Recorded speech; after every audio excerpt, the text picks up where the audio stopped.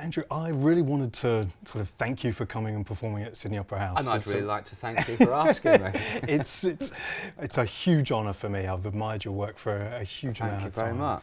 And it's the least we can do, I think, to offer the studio up to you. For No, really looking forward to it, because it's although it's a a monumental building, it's nice to be in the bowels a little bit. It's where I operate best. It's sort of dark, dingy, bowely places. The performances that have been here, they give off an energy that soaks into the walls, I think, over the years. So hopefully I'll be tapping into past psychic events. Well, I think you will. The architect had the idea to sort of design it around a Mayan temple, so that you can't get into the opera house without being dwarfed by it. Yeah. And sort of your. Well, that's how kind of religion and worship works, isn't it? You're supposed to kind of feel bowed in the presence of the divine. And I'm interested in your thoughts on how this connects to dance music as well.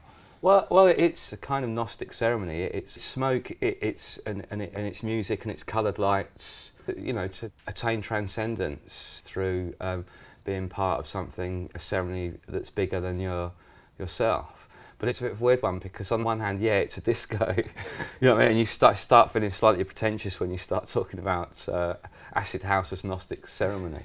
But on a real basic level, it is, because, as I said, there are religious ceremonies going back thousands of years that use smoke, coloured lights and music.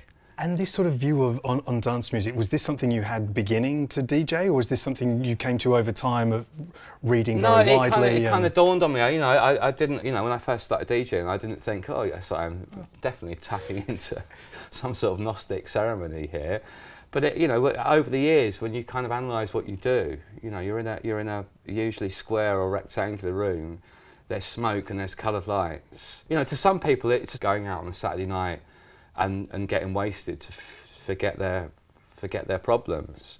But to me, it began to dawn on me that there is a little bit more to it than that. For me, it's something a little bit deeper. It's not just DJing; it's music in general.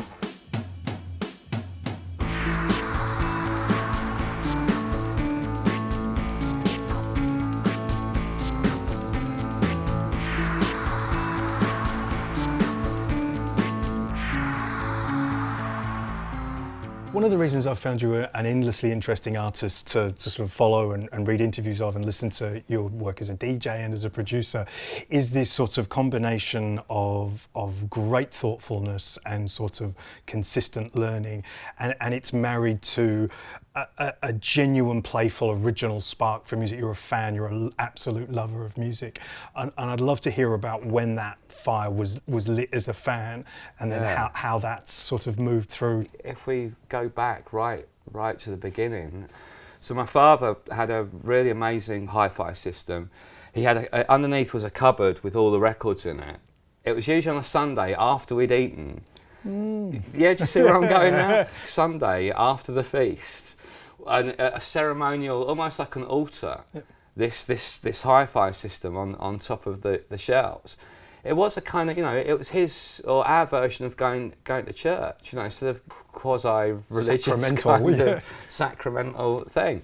So I think it must subconsciously stem from that I kind of knew music was important. There was also a playful side to it, which is probably what I've kind of tapped into it. Yes, this is serious, but let's not be too po-faced about this. And then when I was probably 9 or 10 years old, so we're talking early 70s, I was kind of rummaging around in the garage at home, and found a box of 7-inch singles. And I had a little kind of dance set kind of record player.